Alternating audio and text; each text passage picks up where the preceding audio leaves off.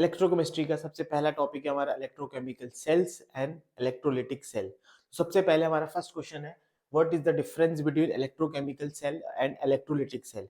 Electrochemical cell और electrolytic cell में क्या डिफरेंसेस है, ये हम जल्दी से डिस्कस कर लेते हैं। सबसे पहले हमारे पास इलेक्ट्रोलिटिक सेल है और इलेक्ट्रोकेमिकल सेल। जो हमारे पास इलेक्ट्रोकेमिकल सेल है, इलेक्ट्रोकेमिकल सेल, इलेक्ट्रोकेमिकल सेल, और यहां पे हम क्या ले रहे हैं, इलेक्ट्रोलिटिक सेल, इलेक्ट्रोलिटिक सेल।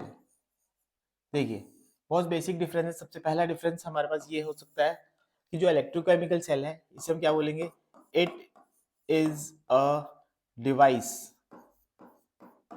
ये क्या कन्वर्ट कर रहा है, दैट कन्वर्ट्स केमिकल एनर्जी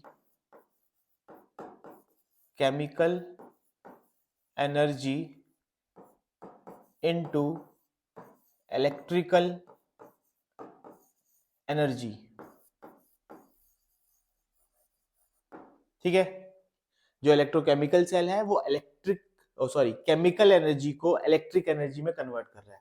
और इलेक्ट्रोलिटिक सेल है, ये कैसा डिवाइस है, it is a device that converts electrical energy into chemical energy. ये किस में कन्वर्ट करता है, electrical energy into chemical energy में कन्वर्ट करता है।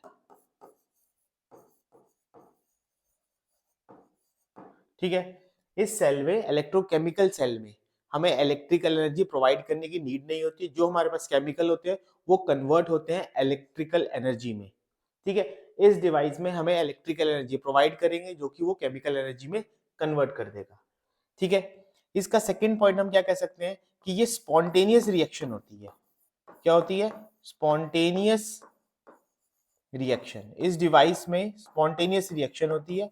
स्पॉन्टेनियस मतलब जैसे ही हम दोनों सेल को, एक हमारे पास कैथोड होगा, एक एनोड होगा, जैसे ही हम दोनों को इलेक्ट्रोड्स को कनेक्ट करेंगे इलेक्ट्रिकल एनर्जी कन्वर्ट होने लग जाएगी। तो ये स्पॉन्टेनियस रिएक्शन है, हमें कुछ भी प्रोवाइड करने की नीड नहीं है, अपने आप ही रिएक्शन स्टार्ट हो जाएगी। और ये हमारे पास होगी नॉन स्पॉन्टेनियस, हमें इसमें इलेक्ट्रिकल एनर्जी लगानी पड़ेगी तभी ये रिएक्शन स्टार्ट होगी।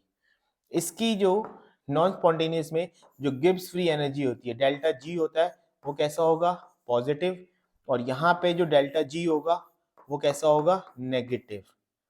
ठीक है, तो हमारे पास यहाँ पे डेल्टा जी पॉजिटिव होगा और यहाँ पे डेल्टा जी नेगेटिव होगा। जब डेल्टा जी मतलब गिब्स फ्री एनर्जी नेगेटिव होती है तो रिएक्शन क्या होती है, स्पॉन्टेनियस। और अगर डेल्टा जी पॉजिटिव होगा तो रिएक्शन कैसी होगी, नॉन स्पॉन्टेनियस। तो ये हमारे पास कुछ बेसिक डिफरेंसेस थे इलेक्ट्रोकेमिकल सेल और इलेक्ट्रोलिटिक सेल में। ठीक है, नेक्स्ट देखते हैं इलेक्ट्रोकेमिकल सेल कब इलेक्ट्रोलिटिक सेल की तरह बिहेव करेगा। ठीक है, इसके लिए सबसे पहले हमें ये समझना पड़ेगा, कुछ बेसिक चीजें हम जल्दी से समझ लेते हैं कि अगर मेरे पास दो कंटेनर है, ठीक है, एक में हमारे पास दोनों में हमारे पास इलेक्ट्रोड है। एक को हम ले लेते हैं जिंक इलेक्ट्रोड, क्या ले लेते हैं, जिंक इलेक्ट्रोड, और दूसरे को ले लेते हैं कॉपर इलेक्ट्रोड, और दोनों को हम क्या कर लेते हैं, कनेक्ट कर लेते हैं। ठीक है, दोनों को हम क्या कर लेंगे, कनेक्ट कर लेंगे। जो जिंक होगा वो नेगेटिव टर्मिनल की तरह बिहेव करेगा और कॉपर पॉजिटिव की तरह बिहेव करेगा। इसमें हम जो सॉल्यूशन डाल रहे हैं वो है हमारे पास ZnSO4, और यहाँ पे जो सॉल्यूशन डाल रहे हैं वो है कॉपर सल्फेट CuSO4। ठीक है, जैसे ही हम दोनों को कनेक्ट करेंगे रिएक्शन स्टार्ट होने लग जाएगी। तो हमारे पास जिंक कॉपर दोनों, जिंक जो होगा वो डिसॉल्व होगा, कॉपर जो होगा यहाँ पे क्या होने लग जाएगा, डिपॉजिट होने लग जाएगा। ठीक है, तो सबसे पहले ये देखिए, जो हमारे पास नेगेटिव टर्मिनल होता है, आईयूपैक नेमिंग के अकॉर्डिंग जो नेगेटिव टर्मिनल होगा उसे हम एनोड बोलेंगे, और जो पॉजिटिव टर्मिनल होगा उसे हम क्या बोलेंगे, कैथोड बोलेंगे। ठीक है, नेगेटिव टर्मिनल को हम बोल रहे हैं एनोड और पॉजिटिव टर्मिनल को क्या बोल रहे हैं, कैथोड। एक चीज और समझने की बात है कि अगर जो ज्यादा रिएक्टिव एलिमेंट होगा वो एनोड बनेगा, जो कम रिएक्टिव एलिमेंट होगा वो क्या बनेगा, कैथोड बनेगा। याद रखिए, जो ज्यादा रिएक्टिव एलिमेंट होगा वो एनोड होगा, जो कम रिएक्टिव एलिमेंट होगा, दोनों के कंपैरेटिवली बात कर रहे हैं, तो उसे क्या बोलेंगे हम, पॉजिटिव टर्मिनल को कैथोड बोलेंगे। ठीक है, इतना समझ लिया आगे हमें। अब आगे चलते हैं। अगर हमारे पास जो एनोड होगा, हम कुछ बेसिक पॉइंट्स लिख रहे हैं, जो एनोड होंगे, जो एनोड होगा, मैं यहाँ लिख देता हूँ एनोड के बारे में। जो एनोड होगा वहां पे क्या होगा, ऑक्सीडेशन होगी। क्या होगी, ऑक्सीडेशन। और कैथोड में क्या होगी, रिडक्शन। कैथोड में क्या होती है, रिडक्शन। जो मोर रिएक्टिव एलिमेंट होगा, जो हमारे पास मोर रिएक्टिव एलिमेंट होगा, वो क्या बनेगा, एनोड। जो लेस रिएक्टिव एलिमेंट होगा, लेस रिएक्टिव एलिमेंट होगा दोनों में से, वो हमारा क्या बनेगा, वो मरेगा हमारा कैथोड। इस पे ऑक्सीडेशन होगी, उस पे रिडक्शन होगी। इसमें होगा लॉस या loose electrons. Anode electron lose करेगा और कैथोड इलेक्ट्रॉन गेन करेगा। ठीक है, ये एनोड जो होगा वो इलेक्ट्रॉन लूज करेगा और कैथोड क्या होगा, इलेक्ट्रॉन गेन करेगा। क्योंकि ज्यादा रिएक्टिव एलिमेंट है तो सेल में इलेक्ट्रॉन्स ये लूज करेगा और जो इलेक्ट्रॉन्स इसमें लूज किए वो कॉपर गेन कर लेगा। ठीक है, नेक्स्ट पॉइंट हम देखते हैं। इसमें जो ज्यादा रिएक्टिव एलिमेंट होगा वो डिसॉल्व करेगा, तो मतलब जिंक डिसॉल्व करेगा। ठीक है, और जो कैथोड पे जो कॉपर होगा, कॉपर डिपॉजिट होगा। कहाँ पे डिपॉजिट होता है, जो ये हमारे पास कॉपर रॉड है इसके ऊपर डिपॉजिट हो जाएगा। और जो जिंक होगा वो जिंक सल्फेट के अंदर डिसॉल्व हो जाएगा। ठीक है, एक चीज और, जहां पे ऑक्सीडेशन होगी, जहां पर ऑक्सीडेशन होगी उसे कहते हैं रिड्यूसिंग एजेंट। उसे क्या कहेंगे हम, रिड्यूसिंग एजेंट। Reducing agent. और जहां पे हमारे पास डिपोजिशन होगा और जहां पे रिडक्शन होगी उसे कहेंगे हम ऑक्सीडाइजिंग एजेंट। Oxidising agent.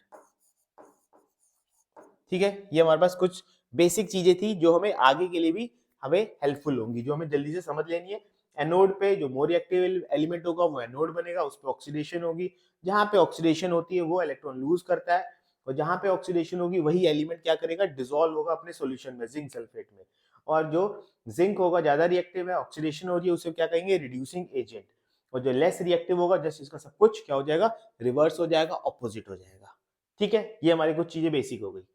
अब ये देखते हैं कि अगर हम यहाँ पे सेल लगा दें तो क्या हो जाएगा। ठीक है, यहाँ पे हम क्या लगा रहे हैं, एक सेल लगा देते हैं। ठीक है, यहाँ पे हम क्या लगा रहे हैं, सेल लगा रहे हैं। सेल को हम ऐसे लगाएंगे कि ये नेगेटिव टर्मिनल और ये पॉजिटिव टर्मिनल। ठीक है, अगर हम ये सेल लगा देते हैं, जो इसका जो इसे कहते हैं डैनियल सेल। डैनियल सेल को जो जिंक और कॉपर का जो इलेक्ट्रो जो हमारे पास ई सेल आएगा, E not cell, standard potential cell का, वो आता है हमारे पास 1.1 वोल्ट। क्या आता है, 1.1 वोल्ट। अगर हमारे पास, अब हम इसको इसको चीज को समझते हैं। ठीक है, देखिए इसको हम कैसे समझ रहे हैं, वेट अ सेकेंड।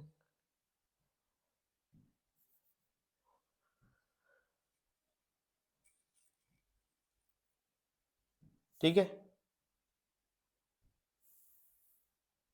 हाँ, अब हम ये देख रहे हैं कि अगर ई नॉट सेल से अगर मैंने जो वोल्टेज लगाई है, ईएमएफ लगाया है, वो क्या कर रहे हैं हम, लेस देन, क्या लगा रहे हैं हम, लेस देन 1.1 वोल्ट। जो यहाँ पे हमने लेस देन 1.1 जो हमने यहाँ पे पोटेंशियल लगाया है वो 1.1 वोल्ट से कम है, तो सब कुछ सेम ही रहने वाला है। अगर वोल्टेज हमारे जो हमने अप्लाई करी है वो लेस देन 1.1 वोल्ट है तो सब कुछ सेम रहेगा। एनोड भी जिंक रहेगा, कैथोड हमारा कॉपर रहेगा, हर चीज सेम रहती है। कब, जब लेस देन 1.1 वोल्ट। जितना हमारा सेल का पोटेंशियल है उससे कम पोटेंशियल का हमने यहाँ पे ईएमएफ लगाया है, तो हर चीज यहाँ पे हमारे पास सेम रहेगी। बट अगर हम यहाँ पे ईएमएफ इक्वल टू 1.1 वोल्ट कर देते हैं, इक्वल टू कर देते हैं, तो रिएक्शन बिल्कुल स्टॉप हो जाएगी, कोई इलेक्ट्रॉन का मूवमेंट नहीं होगा और कोई करंट फॉर्म नहीं होगा। एक चीज और यहाँ पे समझने की चीज है कि यहाँ पे अगर जो हमने यहाँ पे पहले सेल नहीं लगाया था, जब सेल नहीं लगाया था तो हमारा इलेक्ट्रॉन की जो मूवमेंट होगी, वो इलेक्ट्रॉन की मूवमेंट कहां से कहां होती है, एनोड टू कैथोड। क्योंकि जो एनोड था, जिंक था, वो इलेक्ट्रॉन लूज कर रहा था, तो हमारे पास मूवमेंट कहां पे होती है इलेक्ट्रॉन की, एनोड टू कैथोड। इलेक्ट्रॉन की मूवमेंट क्या होगी, एनोड टू कैथोड, और करंट की आई स्टैंड्स फॉर करंट, उसकी मूवमेंट कहां से कहां होगी, कैथोड टू एनोड। जब हमने कोई भी सेल नहीं लगाया था, ये तब की बात है, ठीक है। इलेक्ट्रॉन की डायरेक्शन क्या होगी, एनोड टू कैथोड, और करंट की डायरेक्शन क्या होगी, कैथोड टू एनोड। अब अगर हमने यहाँ पे सेल लगा दिया, जो हमने यहाँ पे पोटेंशियल लगा दिया, तब क्या होने वाला है, जब हमने एग्जैक्टली 1.1 लगा दिया तो इलेक्ट्रॉन की मूवमेंट बिल्कुल स्टॉप हो जाएगी, करंट की मूवमेंट स्टॉप हो जाएगी। और अगर हमने 1.1 से कम लगा दिया तब भी इलेक्ट्रॉन एंड करंट की मूवमेंट दोनों होगी, सेम डायरेक्शन में ही होगी, बट थोड़ी सी रिड्यूस हो जाएगी। लास्ट केस क्या होता है हमारे पास, जब हम ईएमएफ जो हमने अप्लाई किया है वो ग्रेटर देन 1.1 वोल्ट हो जाए, ग्रेटर देन 1.1 वोल्ट हो जाएगा तो सब डायरेक्शन रिमूव चेंज हो जाती हैं। हमारा एनोड क्या बन जाएगा, एनोड बन जाएगा कॉपर, कैथोड बन जाएगा हमारे पास, सब कुछ रिवर्स हो गया है। पहले एनोड क्या था, जिंक था, अब एनोड क्या हो गया है, कॉपर, और कैथोड क्या हो जाएगा, जिंक। इलेक्ट्रॉन की डायरेक्शन जो होगी वो कहां से कहां हो जाएगी, पहले का इलेक्ट्रॉन की डायरेक्शन थी एनोड टू कैथोड, मतलब जिंक टू कॉपर। अब क्या डायरेक्शन हो जाएगी, कॉपर टू जिंक। और जो करंट आई होगा उसकी डायरेक्शन क्या हो जाएगी हमारे पास, जिंक टू कॉपर। इस केस में, इस पर्टिकुलर केस में अगर 1.1 वोल्ट से ज्यादा हो जाती है ईएमएफ जो हमने अप्लाई किया है, तब electrochemical cell behaves like electrolytic cell. तो हम क्या लिखेंगे, electrochemical cell, chemical cell behaves like electrolytic cell. ये सिर्फ इसी पर्टिकुलर केस में होगा, जो हमारी वोल्टेज है वो 1.1 से वोल्ट से ज्यादा हो जाती है तो इलेक्ट्रोकेमिकल सेल किसकी तरह बिहेव करने लग जाएगा, इलेक्ट्रोलिटिक सेल की तरह बिहेव करेगा। तो हमारे पास यही क्वेश्चन था कि an electrochemical cell behaves like electrolytic cell. एक इलेक्ट्रोकेमिकल सेल कब बिहेव करेगा इलेक्ट्रोलिटिक सेल की तरह, जब जो हमने एक्सटर्नल वोल्टेज लगाई है, ये हमारी एक्सटर्नल वोल्टेज है, एक्सटर्नल वोल्टेज क्या आ रही है, ई सेल से ज्यादा लगाएंगे। जो हमने ईएमएफ लगाया है अगर हम ज्यादा लगा देंगे तो इलेक्ट्रोकेमिकल सेल इलेक्ट्रोलिटिक सेल की तरह बिहेव करेगा। ठीक है, फाइन, समझ में आ गया। ये हमारे पास कुछ इसके बेसिक से जो मैंने इसी क्वेश्चन में हर चीज डिस्कस कर ली है। ठीक है, अब नेक्स्ट क्वेश्चन पे चलते हैं। ठीक है, अब इसको समझने के लिए हम हर चीज यहाँ पे अब समझने वाले हैं। फिर हमने यहाँ पे, जैसे हमने पिछले केस में जिंक एंड कॉपर को समझा था, अब हमने क्या कर दिया, जिंक एंड एजी ले लिया। एजी स्टैंड्स फॉर सिल्वर, सिल्वर और जिंक का हमने एक सेल बनाया है। तो हमें सेल कैसे, हम सेल रिएक्शन लिखते हैं, सेल रिप्रेजेंटेशन लिखते हैं, हाफ सेल एंड जो एनोड हाफ सेल और कैथोड हाफ सेल किस तरीके से लिखेंगे, हम सब चीजें एक ही क्वेश्चन में डिस्कस करेंगे, जिसके कारण आगे क्वेश्चन में यूजफुल रहेगा। ठीक है, तो सबसे पहले हमारे पास जिंक है। तो जिंक क्या करेगा, क्योंकि हमें पता है जिंक सिल्वर से ज्यादा रिएक्टिव है। अगर मान लेते हैं हमें ये भी नहीं पता कि हमें जिंक ज्यादा रिएक्टिव है या सिल्वर ज्यादा रिएक्टिव है, तो यहां से हम ये देख सकते हैं कि जिंक क्या कर रहा है, Zn+2 में कन्वर्ट हो रहा है। जिंक क्या कर रहा है, Zn+2 में कन्वर्ट हो रहा है। इसका क्या मतलब हुआ कि जिंक दो इलेक्ट्रॉन्स क्या कर रहा है, लूज कर रहा है, और वही दो इलेक्ट्रॉन्स को जो सिल्वर है वो गेन कर रहा है। तो हम इसको, इसकी रिएक्शन ऐसे लिख सकते हैं, zinc gives Zn+2 plus 2 electron. ठीक है, ये मैं लिख रहा हूं हाफ सेल, हाफ सेल। और हाफ सेल में भी ये कौन सी होगी, एनोड की half cell. Anode half cell हम इस तरह से लिखते हैं, जो एक ही सेल के अंदर दो रिएक्शंस हो रही है, जिंक की एंड एजी की। तो जिंक की जो अपनी खुद की रिएक्शन होगी उसे क्या कहेंगे हम, जिंक हाफ सेल और एनोड हाफ सेल। एनोड इसलिए कह रहे हैं क्योंकि जिंक इलेक्ट्रॉन लूज कर रहा है। पिछली स्लाइड में हमने यही देखा था ना कि भाई जिंक इलेक्ट्रॉन, जो भी इलेक्ट्रॉन लूज करेगा उसे हम बोलेंगे एनोड, और जो इलेक्ट्रॉन गेन करेगा उसे क्या बोलेंगे, कैथोड। तो जिंक इलेक्ट्रॉन लूज कर रहा है इसलिए हम क्या बोल रहे हैं इसको एनोड, इस रिएक्शन को बोलते हैं एनोड हाफ सेल। सिमिलरली दूसरी रिएक्शन क्या होगी हमारे पास, cathode half cell. Cathode half cell कैसे लिखेंगे हम, जैसे हमारे पास एजी है, जो एजी है वो क्या कर रहा है, एजी प्लस प्लस एक इलेक्ट्रॉन गेन कर रहा है और क्या बना ले रहा है, एजी। एजी की वैलेंसी 1 होती है, इसका मतलब एजी एक इलेक्ट्रॉन गेन करेगा और किस में कन्वर्ट हो जाएगा, सिल्वर में, एजी में। एजी का आयन एक इलेक्ट्रॉन गेन कर रहा है। ठीक है, बट यहां पे देख सकते हैं कि जिंक दो इलेक्ट्रॉन लूज कर रहा है, और Ag को क्या चाहिए, एक ही इलेक्ट्रॉन चाहिए। तो Ag, दो Ag आएंगे जिसके कारण वो दो इलेक्ट्रॉन यूज हो जाएंगे, और हम यहाँ पे क्या बोल सकते हैं कि Ag 2 होगा, दो इलेक्ट्रॉन आएंगे और दो Ag बन जाएंगे।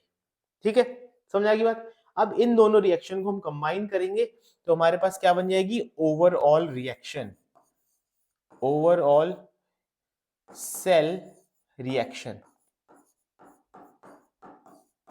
क्या बन जाएगी, ओवरऑल सेल रिएक्शन। तो कंबाइन करते हैं, रिएक्टेंट्स को रिएक्टेंट की साइड लिखेंगे, प्रोडक्ट्स को प्रोडक्ट की साइड लिखेंगे। तो हमारे पास क्या बन जाएगा, जिंक Zn था हमारे पास रिएक्टेंट में, और क्या था 2Ag प्लस। तो ये रहा हमारे पास 2Ag प्लस, साथ में दो इलेक्ट्रॉन थे, ये आ गए हमारे पास दो इलेक्ट्रॉन, गिव्स। और हमारे पास प्रोडक्ट साइड में क्या थे, जिंक Zn+2 था, ये आ गया Zn+2, साथ में दो इलेक्ट्रॉन थे और क्या था 2Ag plus 2Ag plus 2 electron. ठीक है, जो ये हमारे पास दो इलेक्ट्रॉन है इसे हम क्या कर सकते हैं, यहाँ से कैंसिल आउट कर सकते हैं, क्योंकि LHS में दो है और RHS में दो है। तो हमारे पास ओवरऑल रिएक्शन क्या बन जाएगी, Zn+2Ag plus give Zn+2 plus 2Ag। तो इस तरीके से हम हाफ सेल, दोनों हाफ सेल को कंबाइन करते हैं तो ओवरऑल सेल रिएक्शन आ जाती है, जो हमें क्वेश्चन में गिवन थी।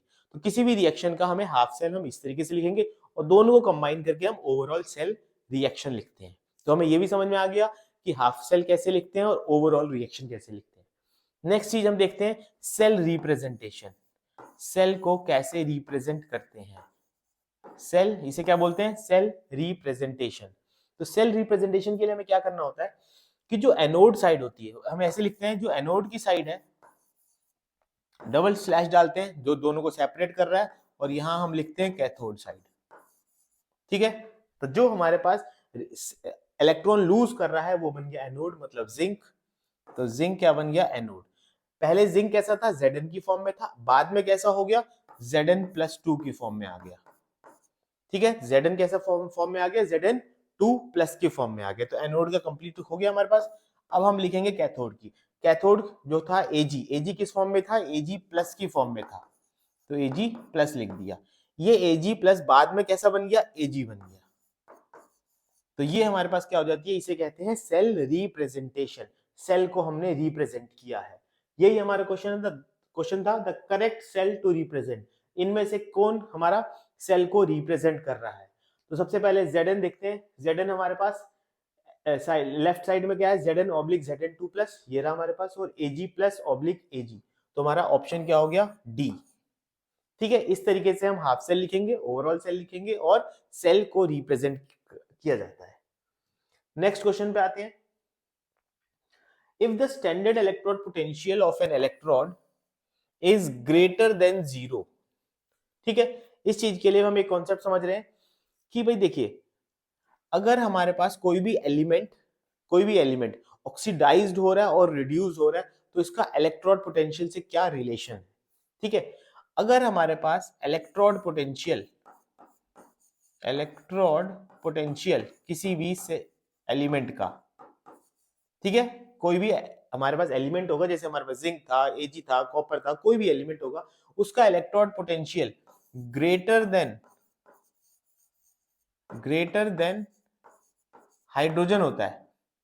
अगर हाइड्रोजन से ज्यादा है, जैसे यही हमारा क्वेश्चन बोल रहा है ग्रेटर देन 0 या ग्रेटर देन हाइड्रोजन, क्योंकि देखिए हाइड्रोजन का जो इलेक्ट्रोड पोटेंशियल होता है ना, हम उसे 0 मानते हैं। क्या मानते हैं, 0। ठीक है, कंपेयर करने के लिए। तो अगर इलेक्ट्रोड पोटेंशियल 0 है, तो इसका क्या मतलब होता है, reduce form is more stable then. ठीक है, क्या बोलते हैं इसको, reduce form is more stable then hydrogen gas. तो जब इलेक्ट्रोड पोटेंशियल 0 होगा, ग्रेटर देन 0 होगा, तो वो क्या करेगा, रिड्यूस्ड होगा। क्या होगा, सब्सटेंस रिड्यूस्ड बनेगा। और सब्सटेंस रिड्यूस कौन होता है, जो इलेक्ट्रॉन गेन करता है। ठीक है, बात समझ आई। मैं दोनों तीनों चीजों को एक सम अप करने वाला हूं कि अगर इलेक्ट्रोड पोटेंशियल किसी का भी EMF किसी भी एलिमेंट का ग्रेटर देन 0 है या ग्रेटर देन हाइड्रोजन है, तो वो सब्सटेंस क्या होगा, रिड्यूस्ड होगा। सेम चीज, यही चीज मैं यहाँ पे क्या बोल सकता हूं, अगर इलेक्ट्रोड पोटेंशियल लेस देन 0 हो या लेस देन हाइड्रोजन हो, एक ही बात होती है, तो उसको क्या बोलते हैं, सब्सटेंस ऑक्सीडाइज्ड उसे क्या बोलेंगे हम, सब्सटेंस ऑक्सीडाइज्ड। वो सब्सटेंस ऑक्सीडाइज्ड होगा। ऑक्सीडाइज का होने का क्या मतलब है, वो इलेक्ट्रॉन लूज करेगा। और जो सब्सटेंस रिड्यूस्ड होगा, वो जो इलेक्ट्रॉन लूज हुए थे वो इलेक्ट्रॉन गेन कर लेगा। तो जो एलिमेंट हमारे पास क्या होगा, जिसका पोटेंशियल ग्रेटर देन 0 होगा, वो क्या करेगा, रिड्यूस करेगा, इलेक्ट्रॉन गेन करेगा। और जो जिसका इलेक्ट्रॉन पोटेंशियल लेस देन 0 होगा, मतलब नेगेटिव में होगा, वो क्या करेगा, इलेक्ट्रॉन लूज करेगा और वो क्या बन जाएगा, सब्सटेंस ऑक्सीडाइज्ड। ठीक है। जो सब्सटेंस ऑक्सीडाइज होता है उसे क्या बोलते हैं हमारे पास, जो रिड्यूस्ड होता है उसे हम बोलते हैं ऑक्सीडाइजिंग एजेंट। क्या बोलते हैं, ऑक्सीडाइजिंग एजेंट। ठीक है। सिमिलरली जो सब्सटेंस ऑक्सीडाइज होता है उसे क्या बोलते हैं, रिड्यूसिंग एजेंट।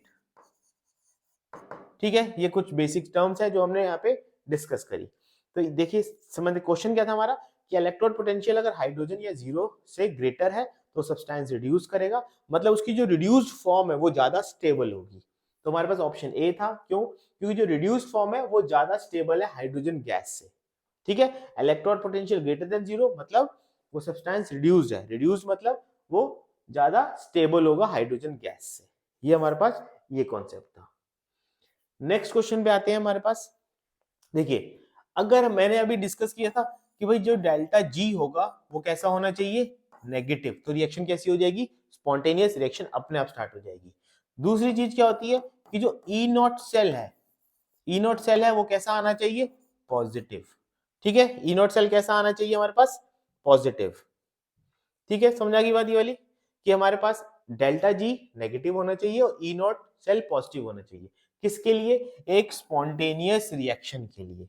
किस चीज के लिए, अगर हमारे पास रिएक्शन कैसी है, स्पॉन्टेनियस है, तो हमारे पास डेल्टा जी नेगेटिव होगा और ई नॉट सेल कैसा होगा, पॉजिटिव होगा।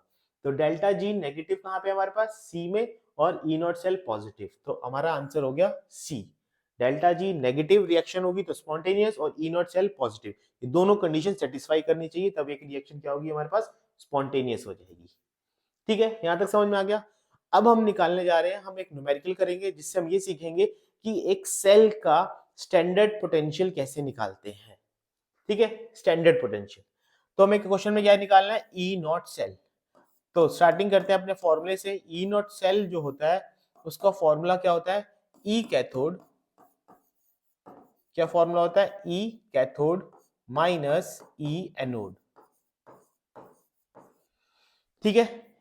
अब यहां पे मैं फॉर्मूले से समझाऊंगा और एक बहुत इजी ट्रिक भी बताऊंगा जिससे हम जल्दी से ई नॉट सेल निकाल सकते हैं। ठीक है।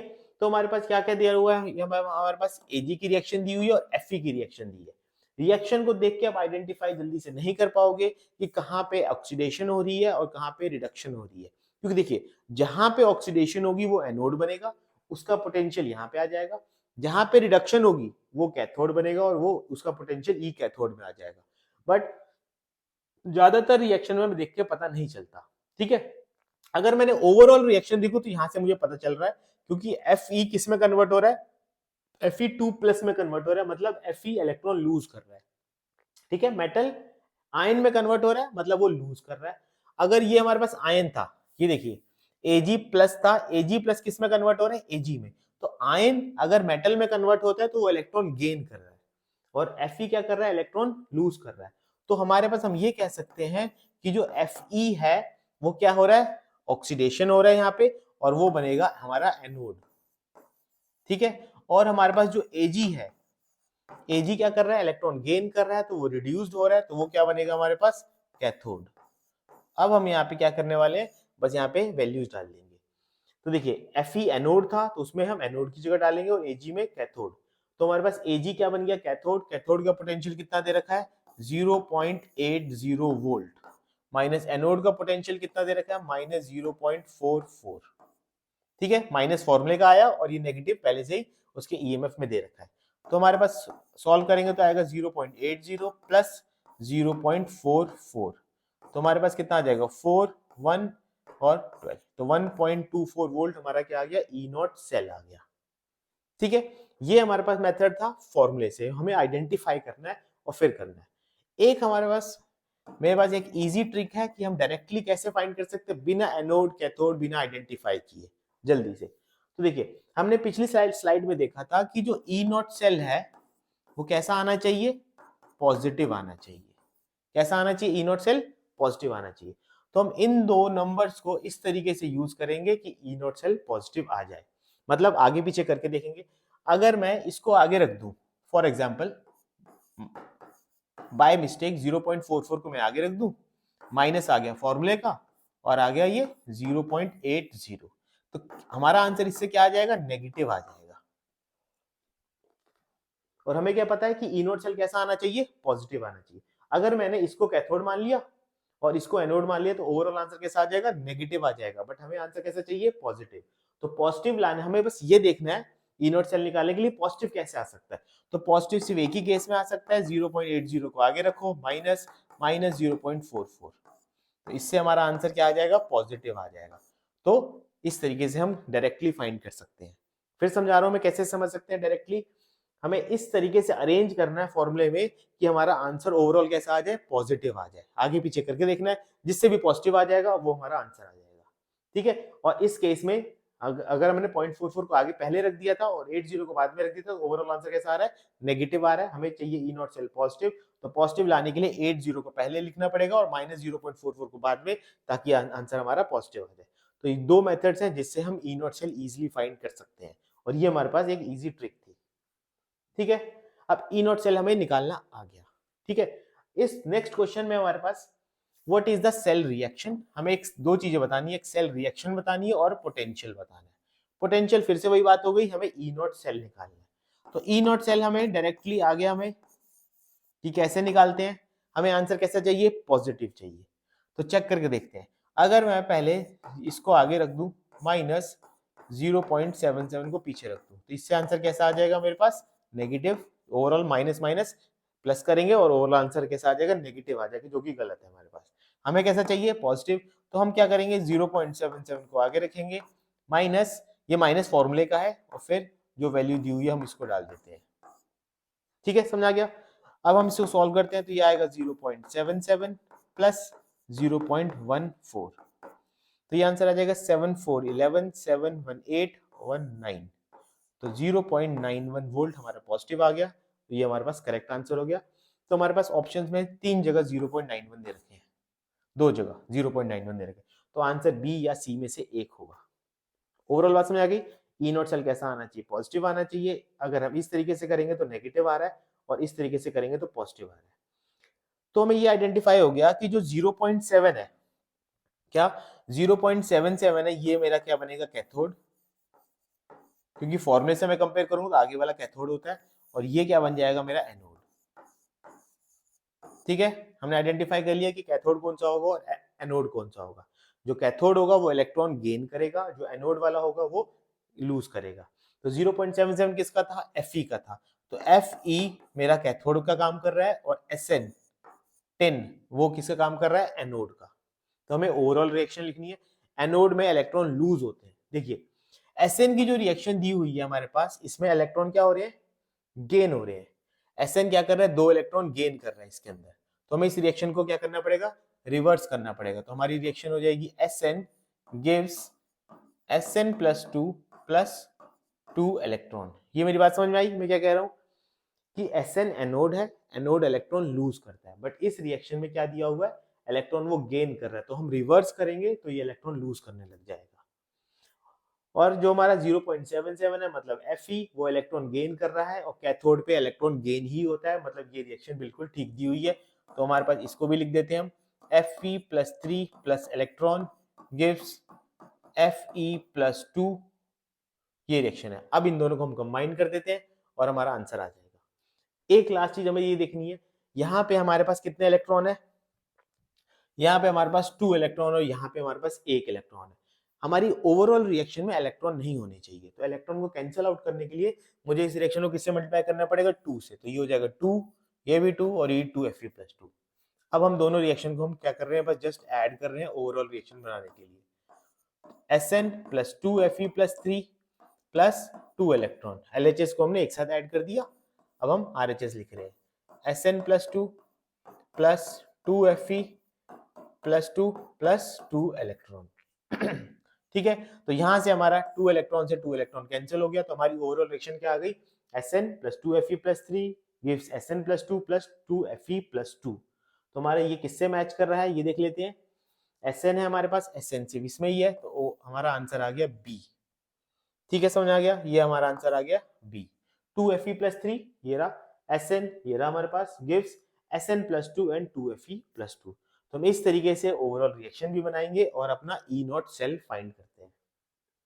ठीक है, नेक्स्ट क्वेश्चन हमें निकालना है कैलकुलेट E0 सेल। ठीक है, नेक्स्ट टॉपिक में डिस्कस करने वाला हूं नर्स्ट इक्वेशन। देखिए नर्स्ट इक्वेशन क्या होती है। नर्स्ट इक्वेशन, नर्स्ट इक्वेशन को समझने के लिए हमें दो चीजें समझनी पड़ेगी। एक चीज होती है हमारे पास ई सेल और एक चीज होती है ई नॉट सेल। ठीक है, अगर हमने सब स्टैंडर्ड कंडीशंस दी है, इलेक्ट्रॉन सेल का पोटेंशियल निकालने के सब कुछ स्टैंडर्ड कंडीशंस दी है, तो उसे क्या कहते हैं, ई नॉट सेल। बट अगर हम यहाँ पे इसकी कॉन्सेंट्रेशन चेंज कर दे, स्टैंडर्ड से डिफरेंट कर दे, तो जो हमारे पास सेल का पोटेंशियल आएगा उसे क्या कहेंगे, ई सेल। तो नर्स्ट इक्वेशन ये ई सेल निकालने का एक वे है। तो नर्स्ट इक्वेशन क्या होती है, ई सेल कैसे निकालते हैं, equals to E not cell, E not cell minus 0.0591 upon n log anode upon cathode. Anode की पावर में भी कुछ आएगा और कैथोड की पावर में भी यहाँ पे हमारे पास कुछ आएगा। अभी क्या है क्या नहीं है ये हम समझते हैं। मैंने ई सेल और ई नॉट सेल का बता दिया। E not cell standard conditions होती है, ई सेल स्टैंडर्ड कंडीशन नहीं होती है। अगर हम स्टैंडर्ड कंडीशन से चेंज करते हैं तो हमारा जो सेल का पोटेंशियल होता है उसे क्या कहते हैं, ई सेल। इस क्वेश्चन में हमें क्या फाइंड करना है, ई नॉट सेल, ये फाइंड करना है। और हमें ई सेल दिया हुआ है 1.98, तो ई सेल आ गया मेरे पास 1.98। हमें ई नॉट सेल फाइंड करना है। ठीक है, माइनस 0.0591 अपॉन एन। एन होते हैं हमारे पास, एन क्या होता है, नंबर ऑफ इलेक्ट्रॉन्स। ठीक है, अभी समझ लेते हैं कि नंबर ऑफ इलेक्ट्रॉन फाइंड कैसे करने हैं। देखिए बहुत एक इजी तरीका है नंबर ऑफ इलेक्ट्रॉन को फाइंड करने का। कॉपर में कितने आयन है, +2 का चार्ज है, और एल्यूमिनियम में कितना है, +3 का चार्ज है। तो जो भी चार्जेस होंगे इन दोनों का हम क्या ले लेंगे, एक एलसीएम ले लेंगे। इसी तरीके से हम एक इजी वे है इलेक्ट्रॉन्स को फाइंड करने का। ठीक है, यहाँ पे कितना है, +2, यहाँ पे कितना है, +3। 3 एंड 2 का एलसीएम कितना आ गया, 6। तो इलेक्ट्रॉन्स इस रिएक्शन में कितने हैं, 6। फॉर एग्जाम्पल अगर एक में +1 का चार्ज है, दूसरे में +2 का चार्ज है, तो +1 और +2 का एलसीएम कितना आएगा, 2। एक में हमारे पास +3 है, दूसरे में +1 है, फिर से एलसीएम कितना आ गया, 3। और यहाँ पे हमने था +2 और +3, तो 2 और 3 का एलसीएम कितना आ गया, 6। तो इस तरीके से हम इजिली इलेक्ट्रॉन्स फाइंड कर सकते हैं। ठीक है, समझ आ गया। अब आगे चलते हैं, लॉग। देखिए लॉग में हम किसके क्या वैल्यू डालने वाले हैं। वैसे जनरली जब लॉग के आगे वैल्यू डालते हैं, ये प्रोडक्ट की कॉन्सेंट्रेशन डालते हैं। किसकी, न्यूमरेटर में किसी कॉन्सेंट्रेशन जाएगी, प्रोडक्ट की। प्रोडक्ट में एल्यूमिनियम है, एल्यूमिनियम की वैल्यू कितनी है, कॉन्सेंट्रेशन कितनी है, 0.01। कितनी वैल्यू है एल्यूमिनियम की, 0.0। ऊपर क्या डालेंगे, प्रोडक्ट की, और प्रोडक्ट में क्या है, एल्यूमिनियम। एल्यूमिनियम की कॉन्सेंट्रेशन कितनी है, 0.01। और जो भी इसका स्टाइशियोमेट्रिक कोफिशिएंट होता है वो उसकी पावर में जाता है। ठीक है, बहुत इजी समझ में आ गया। ई नॉट, ई सेल दिया हुआ था, ई नॉट सेल फाइंड करना है, 0.0591 अपॉन एन। एन मैंने बताया एलसीएम लेके इलेक्ट्रॉन्स निकालेंगे। यहाँ पे हम एनोड में लिखेंगे प्रोडक्ट की कॉन्सेंट्रेशन और कैथोड में लिखेंगे यहाँ पे रिएक्टेंट्स की कॉन्सेंट्रेशन। तो एनोड क्या, हमारे पास एनोड एल्यूमिनियम था वो भी पता है मुझे, और 0.01 डाल दिया, और जो कोफिशिएंट था वो चला जाएगा पावर में। ठीक है, साथ में अब यहाँ पे कॉपर है, हमें प्रोडक्ट लिखने हैं, और प्रोडक्ट में यहाँ पे कॉपर भी आ रहा है। बट कॉपर प्योर सॉलिड है, और क्योंकि एस है, एस स्टैंड्स फॉर सॉलिड, और सॉलिड की कॉन्सेंट्रेशन हम क्या मानते हैं, यूनिटी 1, तो उसको डालने की नीड नहीं है। ठीक है, अब चलते हैं रिएक्टेंट में। रिएक्टेंट में एल्यूमिनियम क्या है, फिर से सॉलिड फॉर्म में है, इसकी कॉन्सेंट्रेशन यूनिटी हो जाएगी, और कॉपर की कॉन्सेंट्रेशन कितनी दी हुई है, 0.01, और उसका स्टोइचियोमेट्रिक कोएफिशिएंट कितना है, 3, तो पावर में कितना आ जाएगा, 3। ठीक है, इस तरीके से हम नर्स्ट इक्वेशन लिखते हैं और अपना ई सेल या ई नॉट सेल फाइंड करेंगे। ठीक है, यहां तक समझ में आ गया। अब देखते हैं कैसे फाइंड कैसे करेंगे। तो ये 1.98 है, इसको मैंने 1.98 लिख दिया। ई नॉट सेल को मैंने ई नॉट सेल लिख दिया। अब इसको मैं माइनस करने वाला हूं, तो 0.91/6। देखिए इसे कैसे सॉल्व करेंगे। ठीक है, देखो 0.01 कितनी बार है, 2 बार है, तो 0.01 इंटू 0.01। 0.01 यहाँ नीचे कितनी बार है, 3 बार है, तो 0.01 इंटू 0.01 इंटू 0.01, 3 बार लिख दिया। 2 से तो मेरे 2 कैंसिल हो जाएंगे, ये कैंसिल हो गए, बचा 1। अभी देखते हैं कि हमारे पास यहाँ पे 0.01 है, तो इसको मैं कैसे शिफ्ट कर सकता हूँ। अगर मैं इसका डेसिमल हटाऊंगा तो ऊपर क्या आ जाएगा, 100 आ जाएगा, और नीचे क्या हो गया, 1 हो गया। तो लॉग क्या बन गया, ये 100 बन गया। ठीक है, तो log 100 को मैं ऐसे लिख सकता हूँ, log 100 को कैसे लिख सकते हैं हम, log 10 रेज़ टू पावर 2, क्योंकि 10 का स्क्वायर 100 होता है। और जब ये log में जो पावर होती है वो कहाँ आ जाती है, आगे आ जाएगी, तो क्या बन जाएगा 2 log 10। क्या बन जाएगा 2 log 10, और log 10 की वैल्यू 1 होती है, तो आंसर आ गया मेरे पास 2। ठीक है, इस पूरे की वैल्यू log की क्या आ गई 2। सिर्फ समझ लेते हैं, 0.01 2 बार था, मैंने 2 बार लिखा, 0.01 3 बार था तो 3 बार लिख दिया, 2 से 2 तो कैंसिल हो गए, बचा 0.01। इसका हमने डेसिमल हटाया तो ऊपर क्या आ गया 100। log 100 कैसे लिखते हैं, log 10 स्क्वायर, पावर क्या हो जाती है, आगे आ जाती है, तो क्या बन गया 2 log 10 बन गया, और log 10 की वैल्यू 1 होती है, तो ये आंसर आ गया 2। तो इससे हम कैसे सॉल्व करेंगे, 1.98 equals to E not cell minus 0.0591/6 into 2। ठीक है, अभी कैंसिल कर देते हैं, ये कैसे कैंसिल हो गया 3 से, तो मेरा ई नॉट सेल क्या आ जाएगा, ई नॉट सेल इस पूरे को इधर भेज देंगे, 1.98 प्लस, अब इसे कैंसिल कर देते हैं, कैंसिल हो गया आएगा 0.01313 हो जाएगा, तो कितना बचेगा 23927 आ जाएगा। ठीक है, तो ये आ गया 0.09।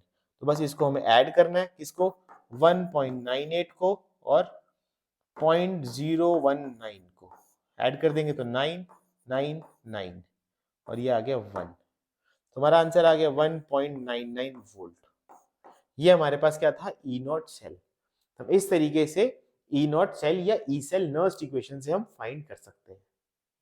ठीक है, कुछ ऐसे ही और क्वेश्चंस करते हैं। ठीक है, नेक्स्ट है हमारे E not cell for the given reaction is 2.71 volt.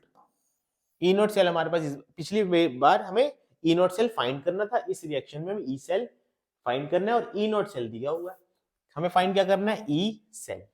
तो फिर हम अपनी ई नर्स्ट इक्वेशन लिख देते हैं, ई सेल क्या हो जाएगा, E not cell, E not cell की वैल्यू कितनी है 2.71। ठीक है, मैं डायरेक्टली वैल्यू डाल रहा हूँ, माइनस क्या होता है 0.0591 अपॉन, अपॉन में क्या आता है n, n stands for number of electrons. Number of electron कैसे फाइंड करते हैं, चार्ज कितना है +2, यहाँ चार्ज कितना है +2, 2 और 2 का एलसीएम कितना आएगा, अगेन 2, तो ये आ गया 2। फिर क्या डालते हैं लॉग, प्रोडक्ट में आयन की कॉन्सेंट्रेशन कितनी है 0.001, रिएक्टेंट में आयन की कॉन्सेंट्रेशन कितनी है 0.01। ठीक है, Mg का कोफिशिएंट है 1, तो पावर में 1 ही रहेगा, कॉपर की कोफिशिएंट कितना है 1, यहाँ पे भी पावर में 1 रहेगा।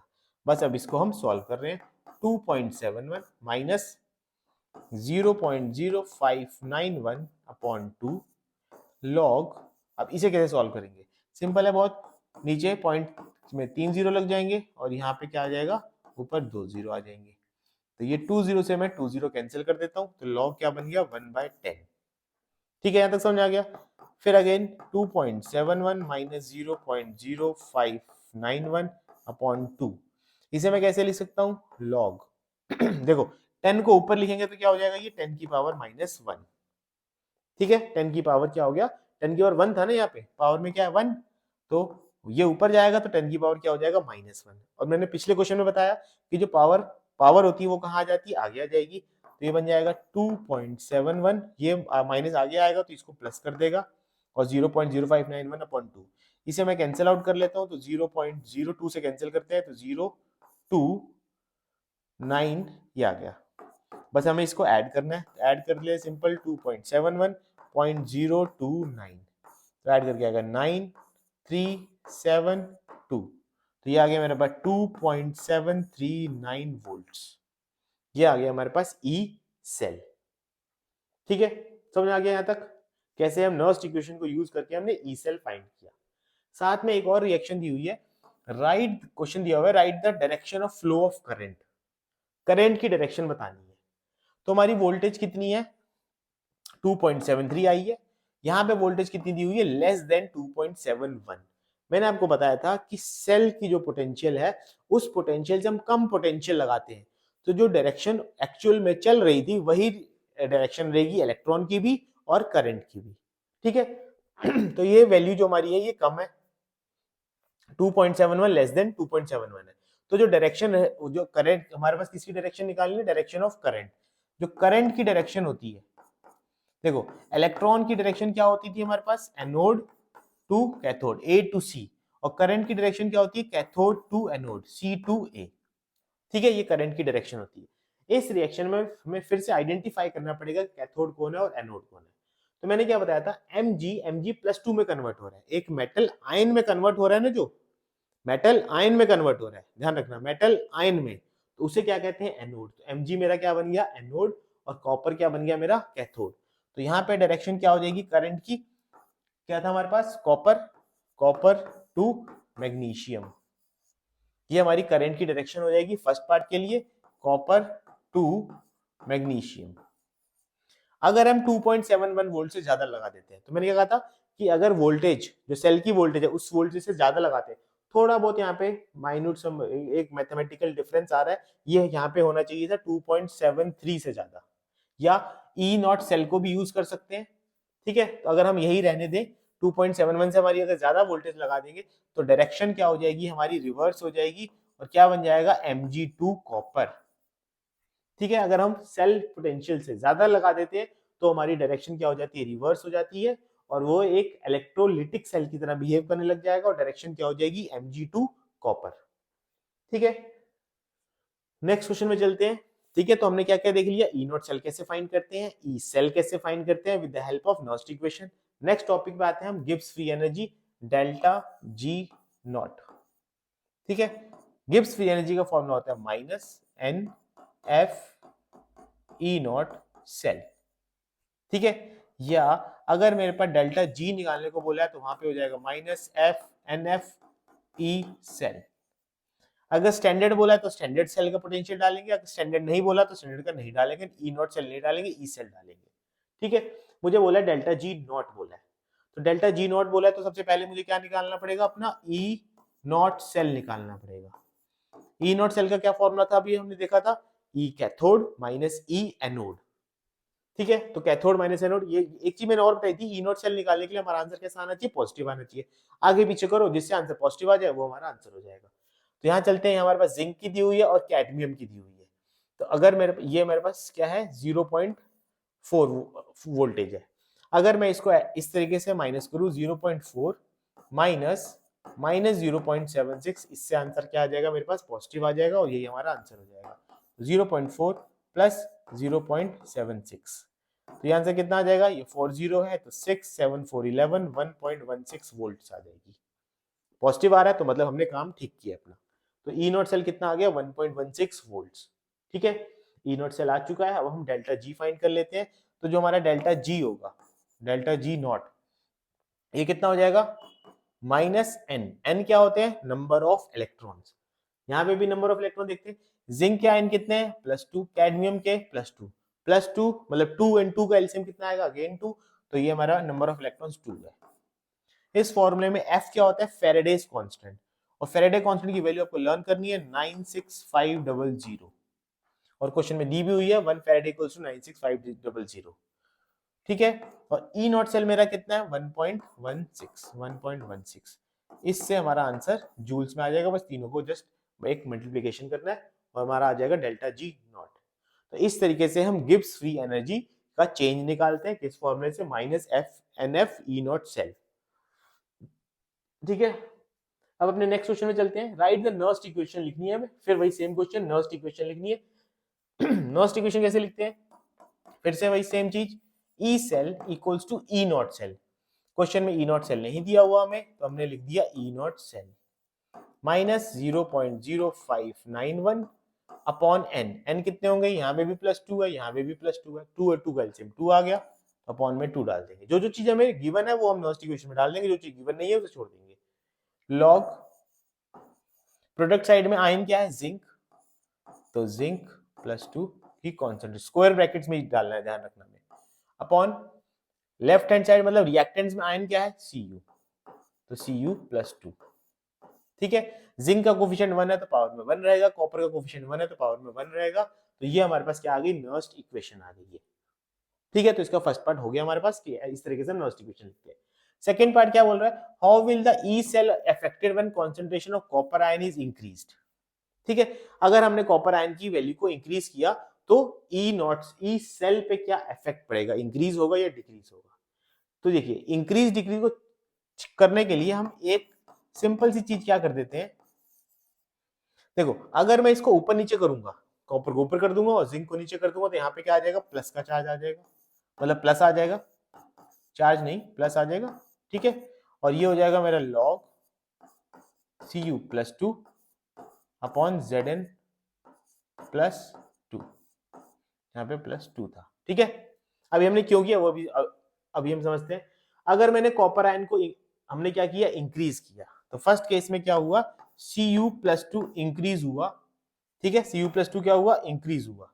तो जो हमारा ई सेल है, ई सेल क्या होगा, यहाँ पे हमारे पास ई सेल है। देखिए जो ई सेल है वो डायरेक्ट Cu न्यूमिनेटर में है ना, Cu किसमें, न्यूमिनेटर में, तो Cu प्लस 2 के कॉन्सेंट्रेशन बढ़ेगी तो ई सेल भी बढ़ जाएगी, क्योंकि पॉजिटिव है तो दोनों दोनों क्या होंगे, ऐड होंगे। तो अगर Cu प्लस 2 हमारा क्या होगा, इंक्रीज करेगा, बढ़ेगा, तो इसको ये बढ़ाएगा, तो ये ओवरऑल वैल्यू क्या हो जाएगी, इंक्रीज हो जाएगी, तो ई सेल भी क्या हो जाएगा, इंक्रीज हो जाएगा। ठीक है, यहाँ पे माइनस से समझना थोड़ा मुश्किल है, इसलिए मैंने इसको प्लस कर लिया है।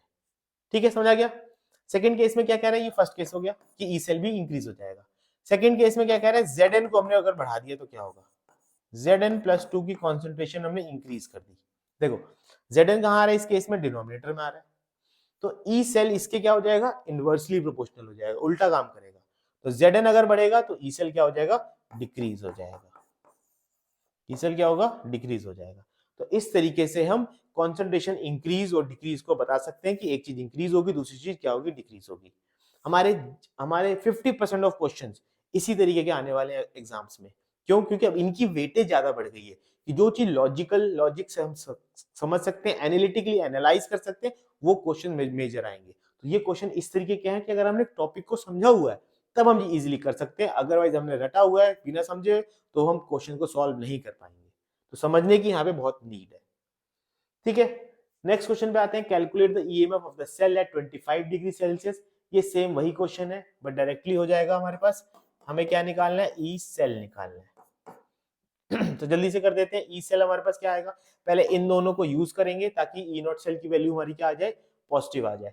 तो अगर मैं इस तरह से यूज करूं, -0.25 -1.66, ये भी नेगेटिव में, तो इससे आंसर क्या आ जाएगा हमारे पास, पॉजिटिव आ जाएगा। तो 0.25 प्लस 1.66, तो ये दोनों माइनस हो रहे हैं तो माइनस कर देते हैं, 1.66.25, तो ये आ जाएगा 141। तो ये हमारे पास ई नॉट सेल कितना आ गया, 1.41। समझ आ गया कैसे हुआ, हमें इन दोनों को इस तरीके से रीअरेंज किया कि आंसर पॉजिटिव आ जाए। हम यहाँ पे कैथोड एनोड आइडेंटिफाई भी नहीं कर रहे क्योंकि यूज ही नहीं है क्वेश्चन में। -0.0591 अपॉन एन देख रहे हैं, एन यहाँ पे कितने हैं, इलेक्ट्रॉन्स कितने हैं, +2, यहाँ पे कितने हैं, +3, तो 2 और 3 का एलसीएम कितना आएगा, 6, तो यहाँ पे आ गया मेरे पास 6। ठीक है, अब आगे चलते हैं, लॉग प्रोडक्ट में क्या आएगा हमारे पास, देखिए इसको समझने की चीज नीड है कि एल, तो मैंने क्या एक रिएक्शन में मैंने एक इक्वेशन में बताया था कि एनोड की कॉन्सेंट्रेशन ऊपर आती है, एनोड या जो प्रोडक्ट साइड में आयन है। ठीक है, तो यहाँ पे हमारे पास एनोड क्या है, Al से Al+3 बना है, तो ये हमारे पास एनोड है, तो इसकी वैल्यू हमारे पास क्या आ जाएगी, ऊपर आ जाएगी। और कैथोड होगा हमारे पास 0.1। ठीक है, अब इसकी मेन चीज क्या है कि पावर में क्या आने वाला है, यही मेन चीज है कि क्या हम इसकी पावर में डालने वाले हैं। देखो Al से Al+3 बना था और हमें इलेक्ट्रॉन्स कितने, 6 चाहिए। कितने इलेक्ट्रॉन चाहिए मुझे, 6। तो इस +3 को मैं किससे मल्टीप्लाई करूंगा, 6 लाने के लिए 2 से, इसीलिए Al की कॉन्सेंट्रेशन हमारी प्लस क्या आएगी, पावर में क्या आएगा, 2। ठीक है, अगर इसको सही से समझना तो हम समझ लेते हैं, Al गिव्स क्या था मेरे पास, Al+3 प्लस 3 इलेक्ट्रॉन, क्योंकि Al ने +3 बनाया तो 3 इलेक्ट्रॉन क्या किए होंगे, लूज किए होंगे। ठीक है, अब देखो, अब इसको मुझे क्या करना है, 3 इलेक्ट्रॉन को 6 इलेक्ट्रॉन में कन्वर्ट करना है, तो मुझे किससे मल्टीप्लाई करना पड़ेगा? 2 से। सबको किससे मल्टीप्लाई करना पड़ेगा? 2 से, इसीलिए कोफिशिएंट जो पावर कोफिशिएंट है वो 2 आ गया। ठीक है, समझ आ गया। सेम ऐसे दूसरा हमारे पास क्या है? निकल। निकल क्या कर रहा है? +2 में था, उसने 2 इलेक्ट्रॉन गेन किए और क्या बना लिया? निकल बना लिया। ठीक है, अब फिर इसको ही 2 इलेक्ट्रॉन को 6 इलेक्ट्रॉन में कन्वर्ट करना है, तो किससे मल्टीप्लाई करूंगा मैं? 3 से। 6 हो जाएगा और ये 3 हो जाएगा। तो निकल में कोफिशिएंट कितना आ रहा है? 3, तो पावर में कितना आ गया? 3। ठीक है, इसको बस अब हम सॉल्व करने वाले हैं। तो सॉल्व करते हैं इसको। 1.41 माइनस 0.0591 अपॉन 6 लॉग, ये कितनी बार है हमारे पास? 2 बार है, तो मैं इसको 2 बार लिख देता हूं। और नीचे वाला जो डिनोमिनेटर है वो कितनी बार है मेरे पास? 3 बार है, तो 0.1, 0.1 और 0.1। ठीक है, समझ आ गया। अब देखो, अब अगर मैं इसको देखूं तो इसमें पॉइंट के बाद 3 नंबर्स हैं, इसके बाद पॉइंट में 3, तो तीनों कैंसिल हो जाएंगे इससे। ठीक है, तो मेरे पास ये क्या बच जाएगा? इसको मैं अगर रफ में सॉल्व कर लूं तो मेरे पास बच गया लॉग 0.001। ठीक है, लॉग 0.001 बन गया।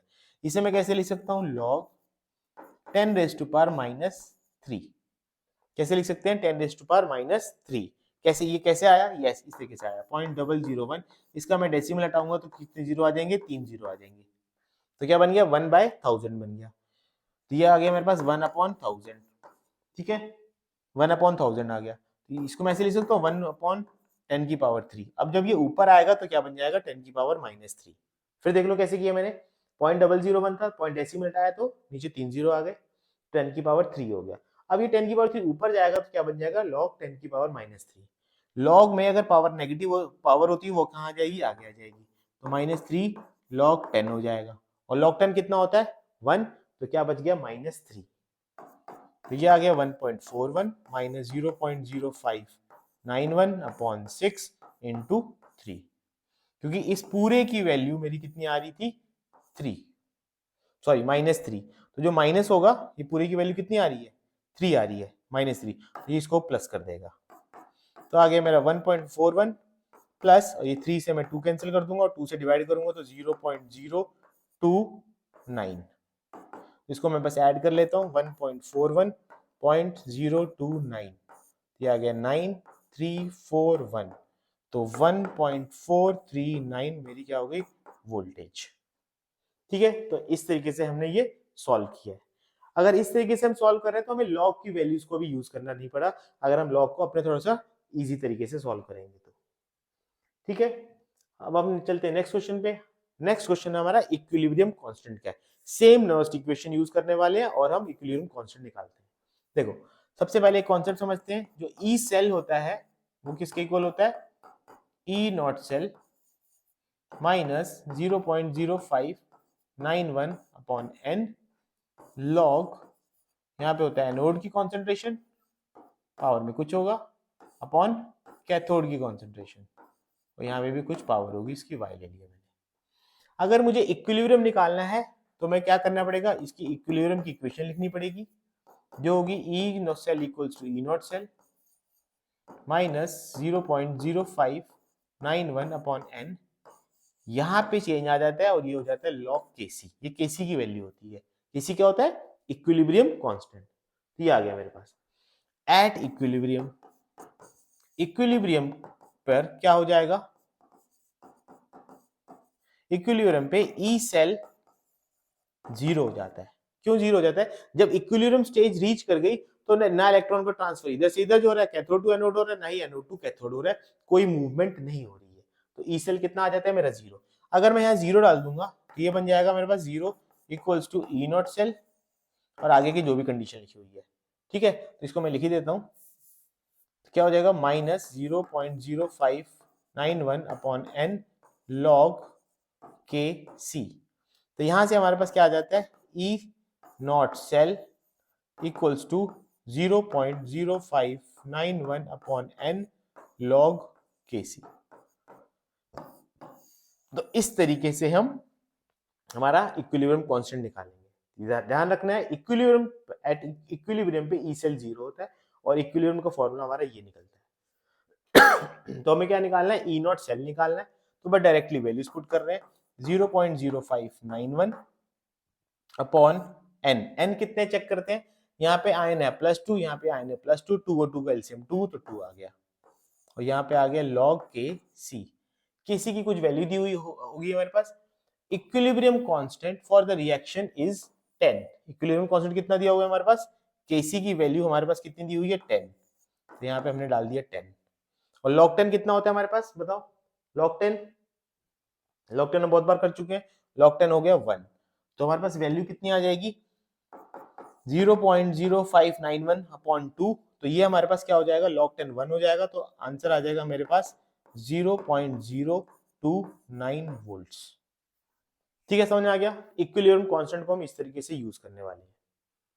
नेक्स्ट चलते हैं नेक्स्ट क्वेश्चन पे अपने। Calculate the maximum work done. Maximum work done, देखो जो मैक्सिमम वर्क डन होता है, मैक्स वर्क डन होता है is nothing but delta G. तो हमें क्या निकालना है यहाँ पे, डेल्टा जी निकालना है। ठीक है, समझ आ गया, डेल्टा जी नॉट।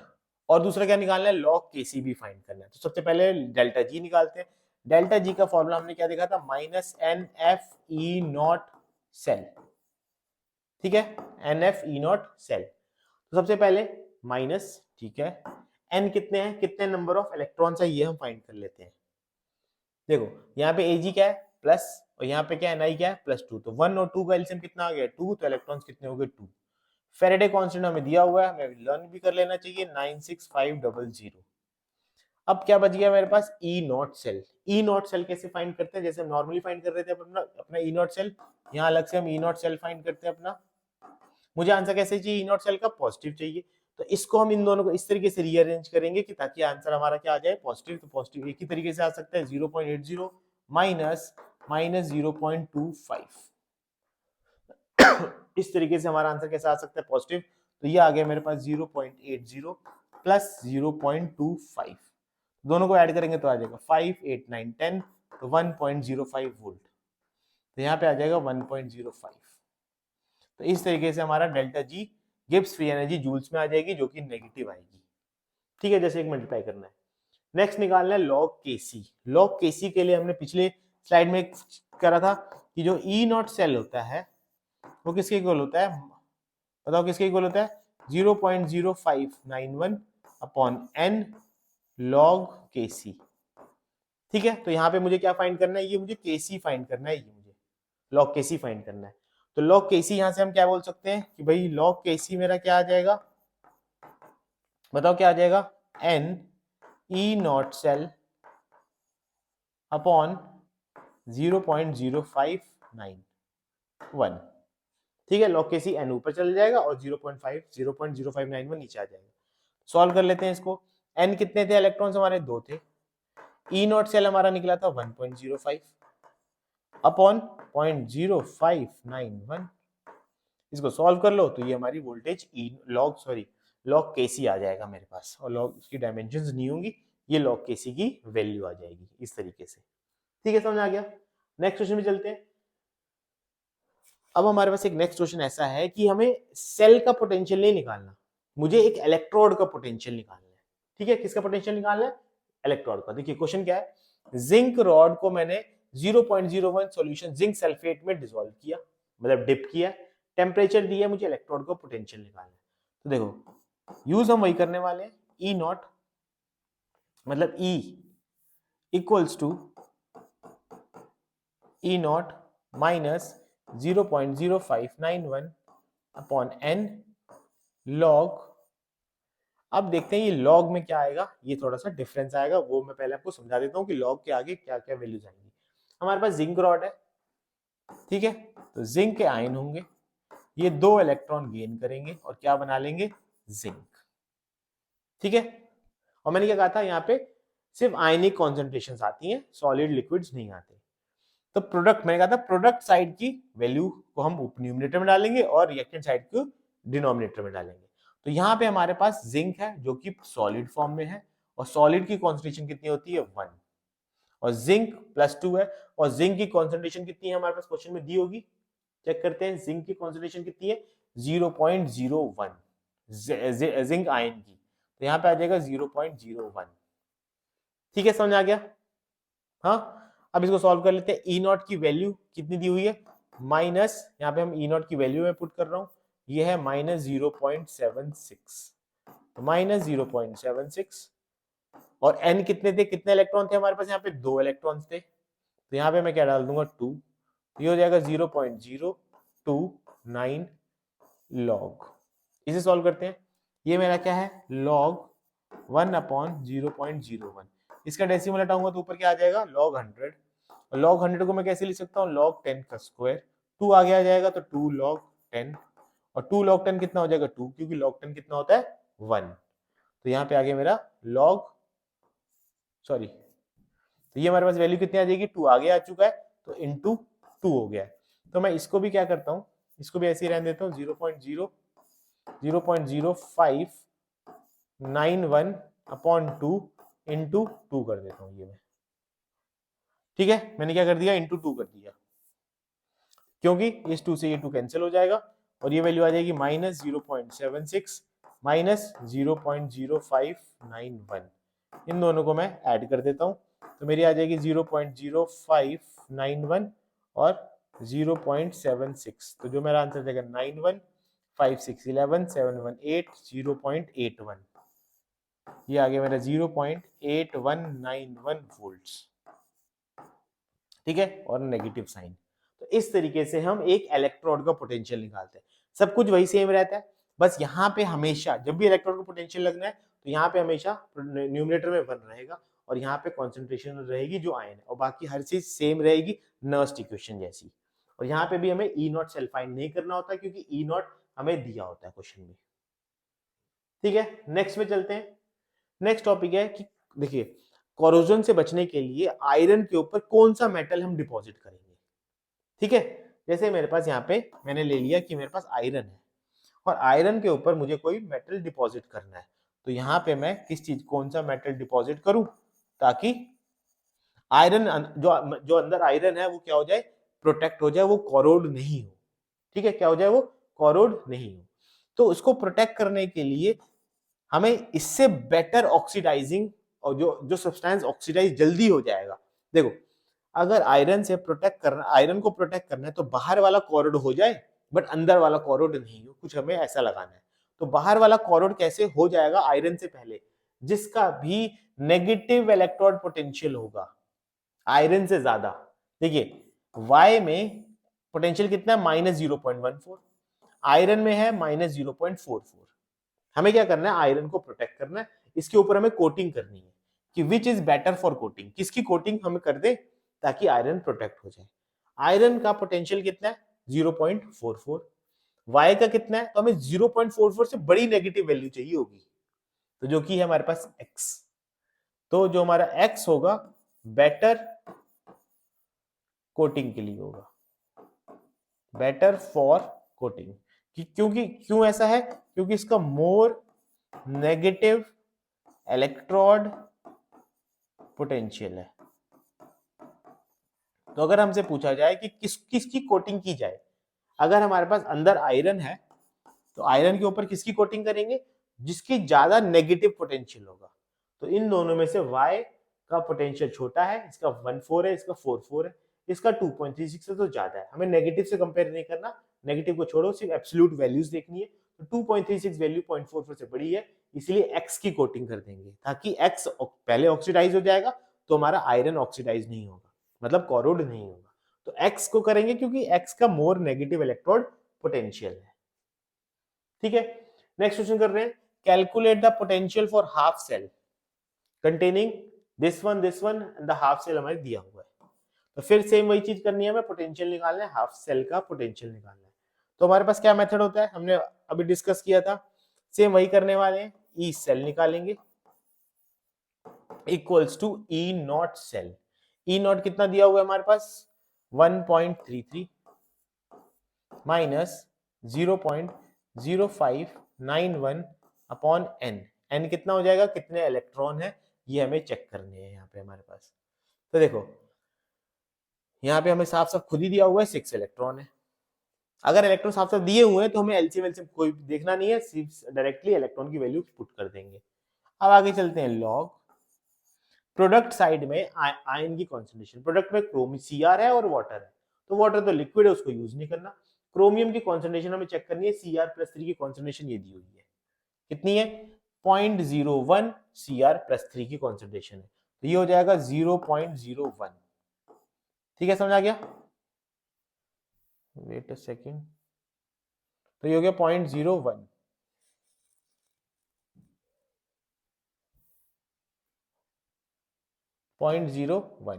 अपॉन,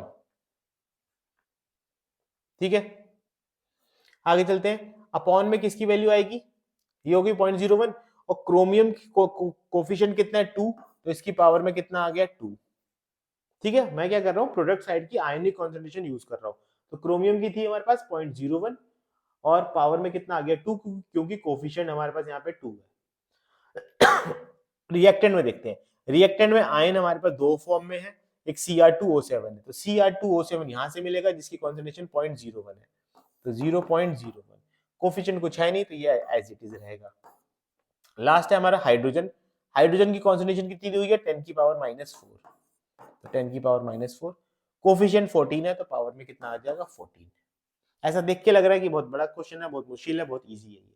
ठीक है, तो हमने क्या किया, फिर से देख लेते हैं। ई सेल, ई सेल में क्या होता है, ई नॉट सेल, ये रहा मेरा E not cell 0.333 minus 0.059 upon N, N कितने होते हैं इलेक्ट्रॉन्स, इलेक्ट्रॉन ये रहे 6 लॉग, हमारे पास प्रोडक्ट साइड में आयनिक कॉन्सेंट्रेशन क्रोमियम की है, तो क्रोमियम की कॉन्सेंट्रेशन 0.01 दी थी, पावर में आ गया 2, क्योंकि कोफिशिएंट मेरा कितना है 2 है, और लेफ्ट में जो भी आयनिक कॉन्सेंट्रेशन दी थी और पावर में मैंने लगा दी वैल्यूज।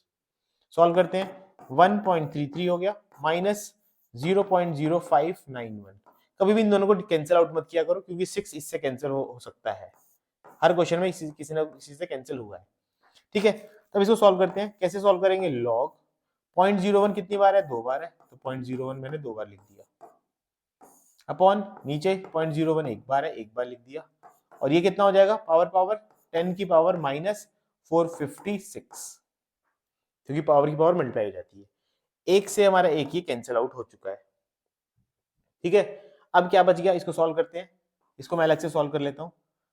0.01 है इंटू, अगर मैं इसको ऊपर करूंगा तो -56 + 56 हो जाएगा, ये जो ये बच गया है हमारे पास।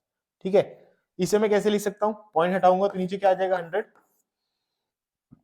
तो ये हो गया 10 की पावर 56 अपॉन 10 की पावर स्क्वायर, ये स्क्वायर ऊपर जाएगा तो कितना हो जाएगा 10 की पावर 54, तो मेरा कितना आ गया लॉग 10 की रेज़ टू पावर 54, तो 1.33। आगे हमारे पास क्या आ जाएगा, माइनस 0.0591 अपॉन 6 इंटू लॉग, अब देखिए ये मेरे पास आ गया लॉग 10 की पावर 54, तो 54 हमारा आगे आ जाएगा, लॉग 10 1 हो जाएगा, तो ये क्या बच गया 1.33 माइनस 0.0591 अपॉन 6 इंटू 54 यहाँ आ जाएगा। ठीक है, तक समझ आ गया क्या किया मैंने। अब यहां से मैंने 6 9 54 कर दूंगा, तो ये मेरी वैल्यू आ जाएगी 1.33 माइनस 0.0591 इंटू 6। तो बस इसके हमें एक मल्टीप्लाई करना है और हमारा आंसर किसमें आ जाएगा, वोल्ट्स में आंसर आ जाएगा। ठीक है, पहले मल्टीप्लाई करना और फिर 1.33 से माइनस कर देंगे तो हमारा वोल्टेज में आंसर आ जाएगा। ठीक है, लास्ट क्वेश्चन देखते हैं, calculate the potential of iron electrode निकालना है हमें, तो फिर वही होता है हमारे पास Fe+2, 2 इलेक्ट्रॉन गेन करेगा और क्या बना लेगा, Fe बना लेगा। ठीक है, तो हम फिर वही निकालते हैं अपना E equals to E not minus 0.0591 upon n log, product में हमारे पास Fe है तो ऊपर 1 रहेगा क्योंकि आयनिक कॉन्सेंट्रेशन नहीं है, और यहाँ पे हमारे पास Fe+2 की कॉन्सेंट्रेशन रहेगी क्योंकि लेफ्ट में ये है हमारे पास।